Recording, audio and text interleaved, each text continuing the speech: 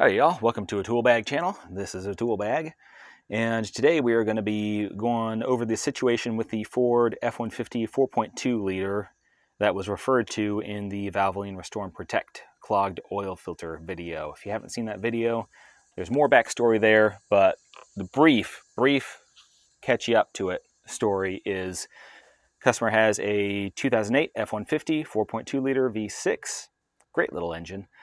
And it had what sounded like an intermittent lifter tick switched to Valvoline Restore and Protect, just as a kind of shot at addressing that in a cost-effective way. And according to the customer, that lifter tick actually went away after 1 or 2 days and did not come back. What did come back after 500 miles was a horrible, terrible engine noise. And that brings us to the last video, when I had pulled the oil filter, found it all covered in sludge. The Valvoline, that fancy Restore and Protect stuff, apparently did a pretty good job of cleaning out the very dirty guts of this engine and throwing all that stuff into the oil filter and plugging it right up. What I found going deeper is the root reason of why we didn't have oil pressure. And that is this former gear. This attaches to the front of the camshaft. It drives what is called the camshaft synchronizer. This goes in like a distributor. Basically works the same way, except it doesn't distribute sparks to the plugs. All it does is drive the little wheel there for the camshaft position sensor. And its second job is to drive the oil pump via this little hex shaft here. So it threads into the, not threads, but it slides into the timing cover, goes through all that, and you can see, yeah, that used to be a part of that gear. I don't think we'll have luck putting it back together from that. But yeah, so that slides in through there.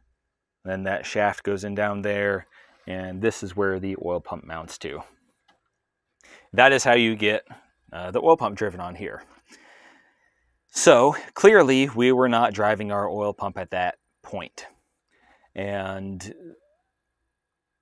another side here, if you're looking for that, I have spent many hours. Nobody has it in stock. Nobody makes it anymore. Cloyes doesn't make it anymore. Ford doesn't make it anymore. They don't have any old stock. It's gone. It's all gone. All there is left is from the junkyards. Luckily, before pulling off the timing cover and all that, you can pop that thing out, get a mirror and a flashlight, and you look down there and kind of get an idea of the condition of the gear from a donor if you're looking at that. I was at the junkyard yesterday, and luckily we have one that looks to be in pretty good condition. Acceptable. This looks pretty good. I think we're going to roll with that. So yeah, hopefully happy ending very soon in this truck story. Let's look at what else we have. Like I said, all that junk there, former gear, we're going to clean all that up. The timing chain, even though that's the next thing that stuff falls onto, it looks really good. We're going to replace it anyway, but I'm hoping that the lack of issues with the timing chain is going to be a pretty good, I'm hoping it's a good omen for the shape that the rest of this engine is in. It never stopped running or anything like that. It never seemed to have a loss of power according to the customer until he stopped it. He said he ran it for about 7 or 8 minutes with that bad engine noise.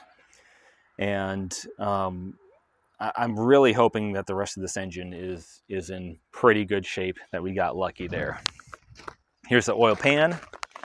Oil pan has some bits, presumably from that gear, looks like it, but not a crazy amount of crap. We've got a little bit of glitter in there as expected.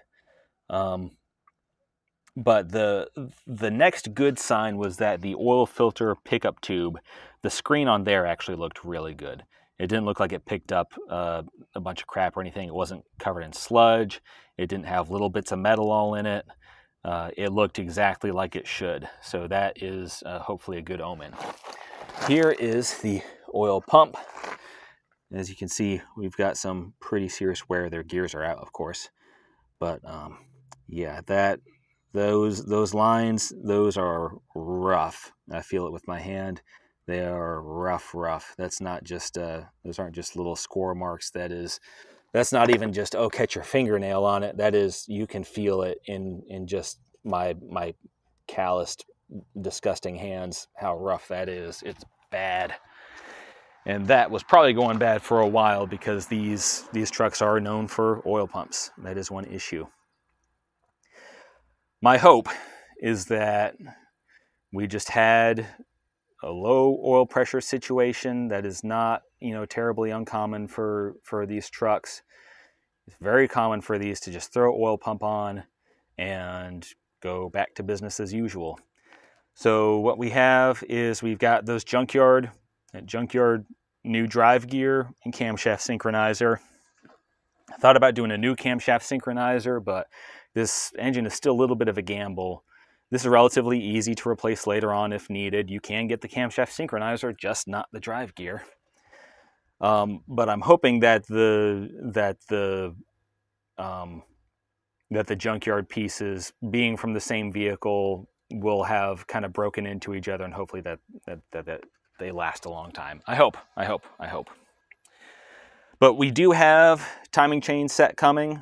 We are doing that because you have metal falling directly on that, and even though it looks like it's in good shape, if anything got hit first, it's that.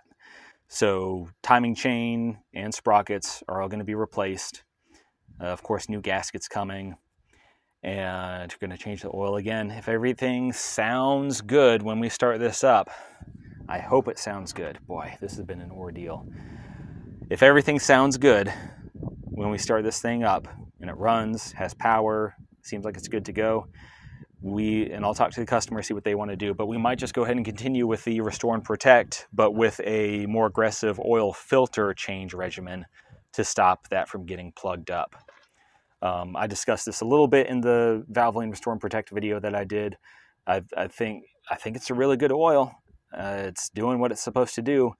But for situations like this, where you have an engine with maybe a questionable maintenance history, might have a bunch of junk in it, it's a good idea to change that oil filter after a couple hundred miles and open it up and see how it's doing, and kind of plan things out from there. But it looks like this oil does good work, and I hope that this goes well and we can continue using it and see if we keep having luck with that lifter noise, and if we can get some more miles out of this thing. So anyway, that is the story so far. There will be an update later on after I have the rest of the parts, after this is together, after it hopefully starts and runs and sounds beautiful. But subscribe if you want to see that, all the YouTube stuff. And that's about it for today. Y'all have a good one.